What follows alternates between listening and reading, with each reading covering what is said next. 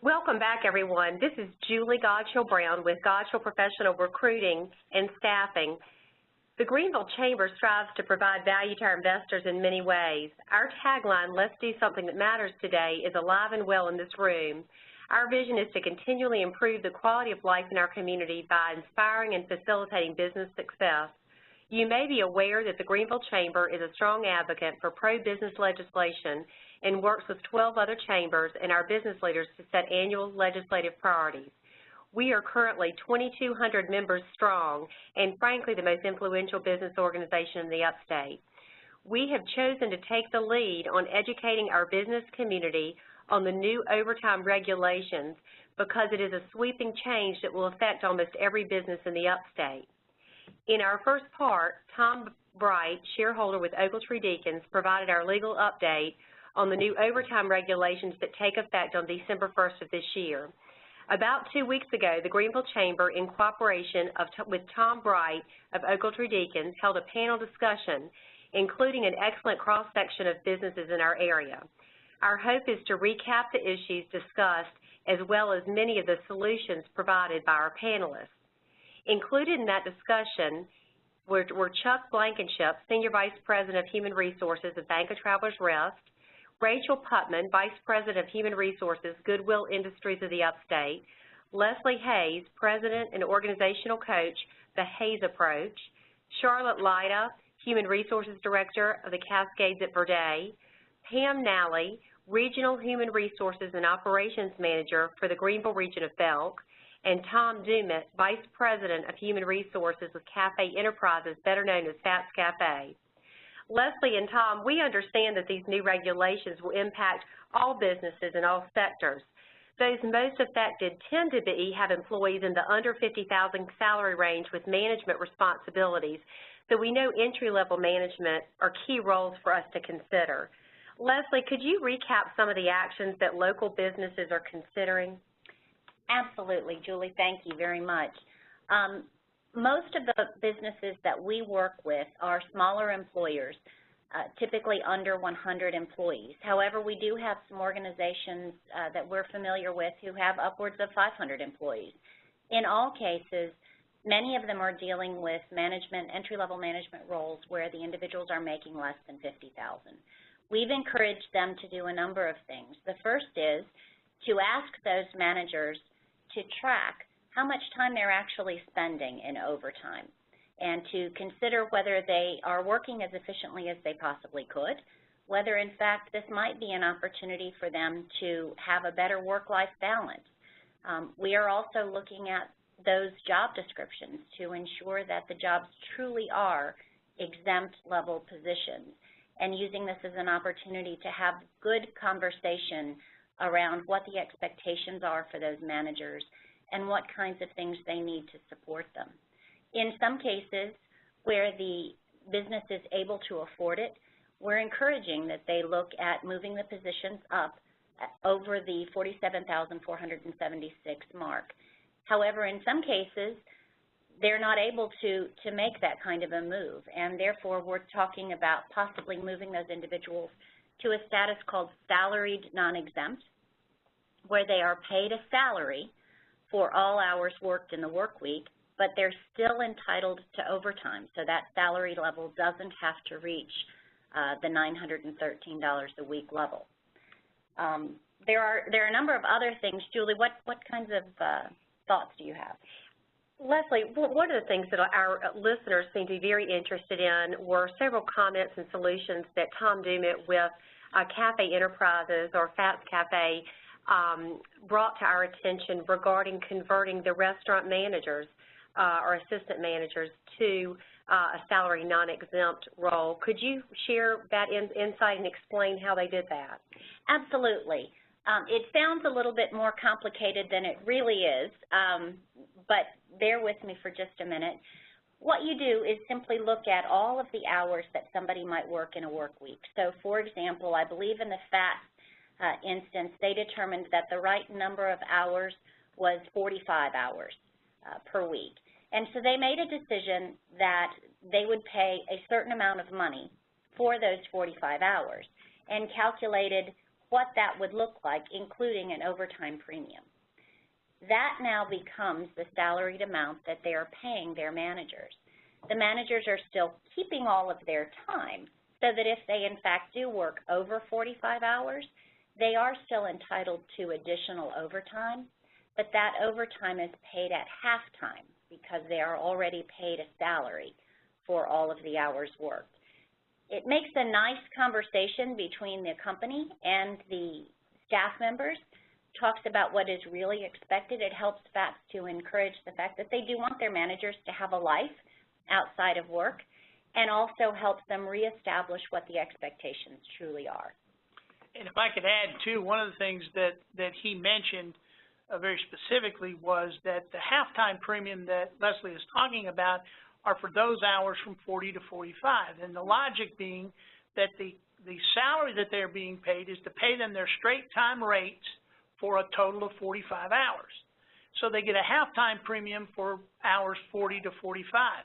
And then after 45, to the extent that they actually have to work, they would be paid time and a half at that same rate for those hours worked. And here again, it is the, again, and I think it was very interesting the way he laid this out, is it was a very detailed, thought-provoking process that they went through to determine where is that break point where we think we get what we need out of our managers without needing them to work beyond a certain point in time. And to the extent that they've hit that right, then they will be able to predict to a greater degree of efficiency what their overtime compensation is going to be going forward. Super. And I think, you know, his hope is that it's well received. It also, to some extent, ensures a higher quality of life for his employees that may have been at certain times working more than that and possibly without even the awareness of the corporation. So it was something that our participants were very interested in and had a lot of questions about. So thank you both for reviewing that. One of the things that all of the participants in the panel talked about, and that was particularly true with FAPS, and that is strongly recommended for all of the organizations, is transparency. And in this particular solution, he actually went to the staff, to the managers, talked with them about what was going on, what the regulations were requiring, and what the philosophy was that FAPS had, which is we provide excellent service and we have work-life balance, and we also work in this industry and we get our jobs done, and then allowed the managers to participate in formulating the right number of hours, in communicating about how they were going to implement this process. The more that people can involve the employees who are affected and involve them in a transparent and open way, the easier it is going to be to transition into whatever the solution is that is right for any particular company. You know, this can certainly be a very positive thing for some businesses. It provides us not only, as Leslie mentioned, an opportunity to look at the job duties and the hours to work to ensure that the role truly is a management role, because as Tom described, certainly there can be those who are over the salary threshold but who do not meet the duties test, and then certainly there are those who met the duties test in the prior situation, prior to this new legislation, who now will no longer meet it because of the increased salaries test. So providing a better work-life balance and determining the hours that you think the person should ideally be working is something that we should be focused on.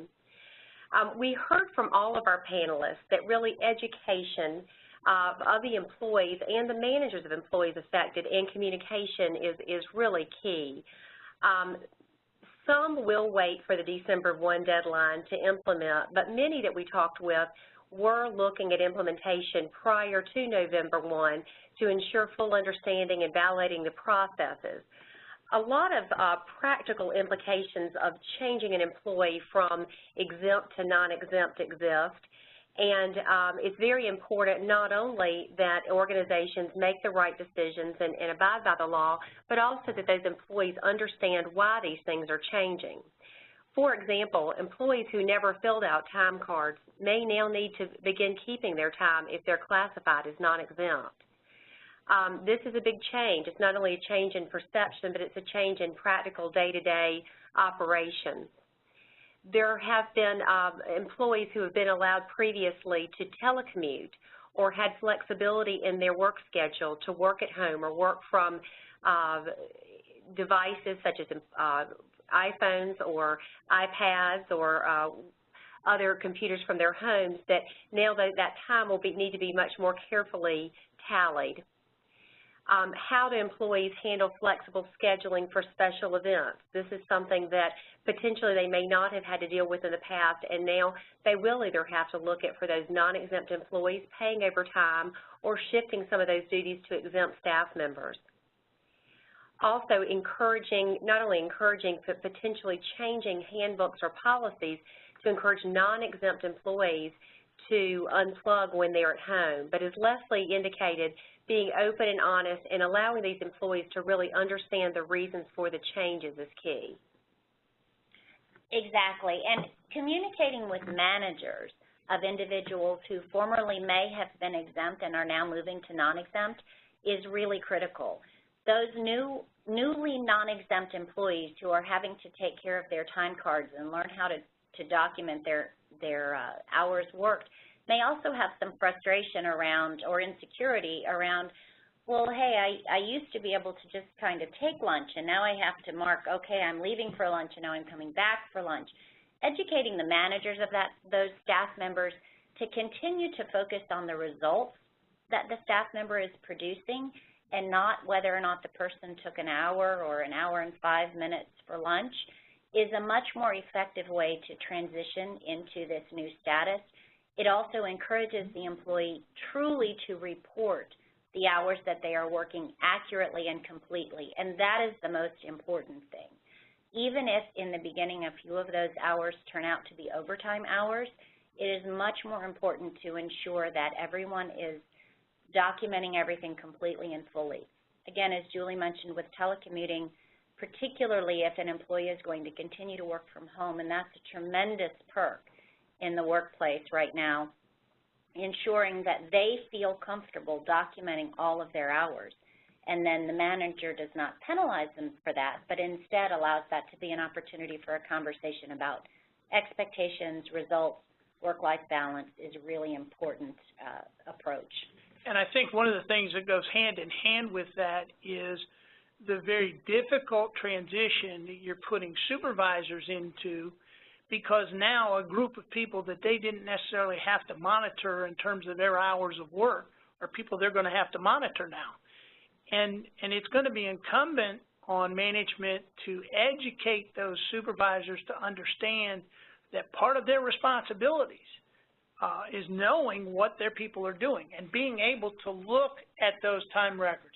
You can't just foist that responsibility off to the employee, because it's the employer's responsibility to maintain the records. So, yes, you want the employee to fill out the time card. Yes, you insist that the employee do that accurately. But it is then incumbent upon management to understand, have I reviewed those? Have I made changes when mistakes have been made? When someone didn't leave for lunch, have we tracked their hours of work? So you're adding another responsibility to management for a whole new group of people that they didn't have to worry about before, and that's something that's also going to be difficult as we transition through this process.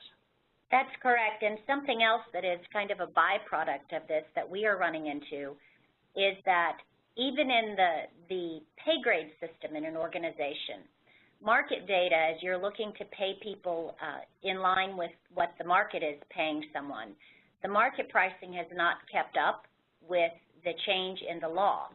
And so there are some positions where, for example, it might be an exempt or a formerly exempt position, and the market might be saying, well, we ought to pay that position less than what the threshold is, the $47,476. That may not make sense in this particular case, and some companies may find that they're actually paying slightly ahead of the market for certain positions if they decide to hire them and keep them exempt.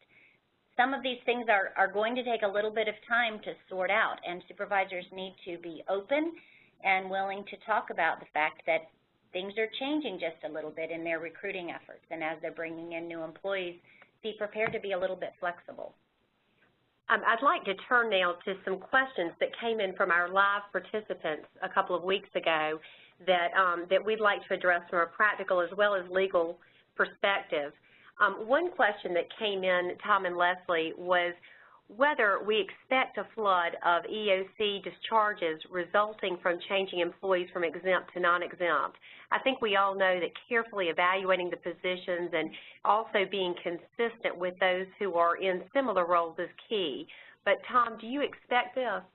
I don't think we necessarily expect a flood of EEOC charges, but as Leslie has pointed out, the key to being successful with this is openness, transparency, and knowledge. And for those employers who don't share that information, there may be circumstances where you have an individual who is working side by side with someone who has been there for a longer period of time and therefore is paid a slightly higher salary, but they're doing the exact same job, and one of them's exempt and one of them's not. And so I think there is a potential for an increase in the number of charges, but I would expect that to be short term. I would expect we would get through that fairly quickly. I think the other area where we may see some increased activity is on the pay equity front. I was reading an article here not too long ago that talked about the fact that there are more part-time employees who are female than there are male, that oftentimes your full-time employees are male, your part-time employees are female, and yet they're being paid differing rates of pay, one because they're full-time and one is not. And so I think there's a possibility we may see some pay equity issues come up around this. But do I expect a flood of charges? No, but I think there may be a slight uptick for a while. Thank you, Tom. Leslie, what role do you feel that communication and education plays in that issue in terms of avoiding upsetting the employees over this or having them understand it? I think sitting down first, the management and leadership of the organization, sitting down with their HR team and becoming very honest about how they're paying their employees, where there may be some areas that they need to adjust, and being clear with themselves about what their strategy is for paying staff and why they pay staff in positions the way that they do. And then having had that conversation, be prepared on a one-on-one basis to talk with anyone who may be impacted in any way with this new regulation. And so as Tom was indicating, if you've got a department where there are two employees who are doing the same job and one is above the threshold and one is below, does it make sense to put both of them above the threshold and give the one person a raise? Does it make sense, even though one of the people is above the threshold, to have them both become non-exempt? What is the philosophy of the organization, and how do we communicate it? And if we're not going to if we're not going to make them their pay types the same, then how do we sit down with the individual who may be paid less and explain to them why, based on their job, they are being paid less? Continuing to go back to not the incumbent, not the individual, but the position. And how do we value this position in our organization? How do we pay this position in our organization? What results are required from this position in order for the position to be paid more, and therefore the incumbent in the position to earn more? Great. Thank you, Leslie. And Tom, one other question that came in from a live participant was, does the size of the organization matter in terms of application of the amended regulations? You may have covered this somewhat in the first webinar, but could you answer that, Tom? Yeah, and again, I think what this really goes to is to whom to what organizations does the Fair Labor Standards Act apply? And people understand that there is a revenue requirement in order for there to be entity coverage for an entire entity, and that revenue is $500,000. So someone might look at that and say, oh, well, if we're under $500,000 revenue, the Fair Labor Standards Act doesn't apply to us, and that's just not the case, because the Fair Labor Standards Act is a unique statute that has both an enterprise coverage and an individual coverage. So if you have an individual employee, regardless of your revenue, regardless of the number of employees that you have, and that individual is engaged in interstate commerce, they are covered by the Fair Labor Standards Act. And being engaged in interstate commerce can be as simple as putting mail in the mail, using charge cards, paying bills, using the telephone. Those are all elements of interstate commerce, and therefore if any employee is engaged in responsibilities that require the use of interstate commerce, they as an individual will be covered by the Fair Labor Standards Act. So size doesn't necessarily matter, even though there is a revenue enterprise coverage test. So it sounds to me, Tom, that it would almost be easier to say who is not covered. I mean, who is covered and is not. Yeah, I think that the people that are not covered is such a small segment.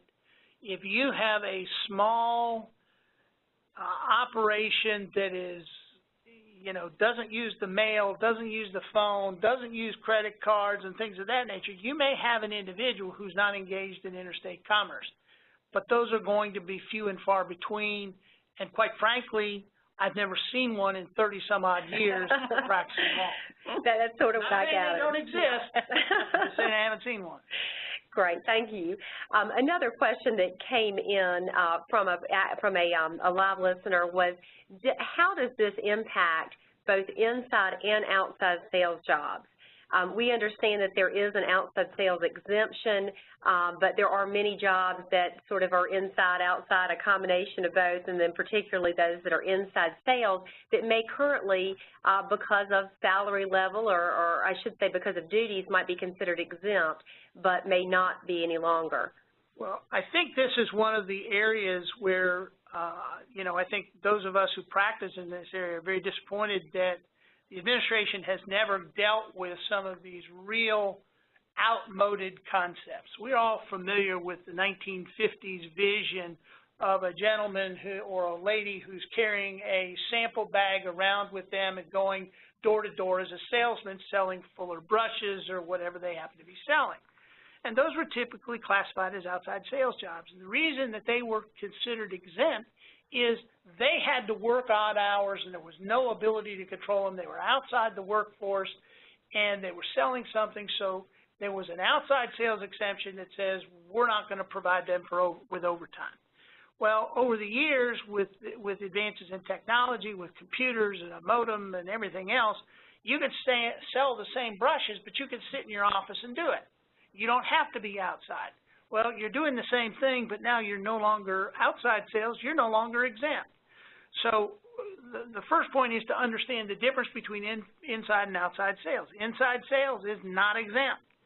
They are not exempt responsibilities. Outside sales will be in most circumstances.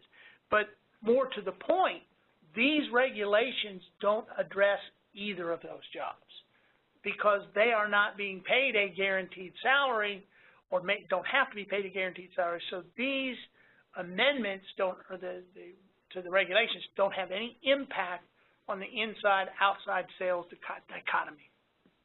So bottom line, Tom, another question that had come in is if they're currently classified somebody as exempt and they meet the duties test, they are still obligated to raise their pay if it is not already above the $913 salary. Well, again, if they want to maintain the exemption. I've actually had some calls of people saying, does that mean I have to raise their salary?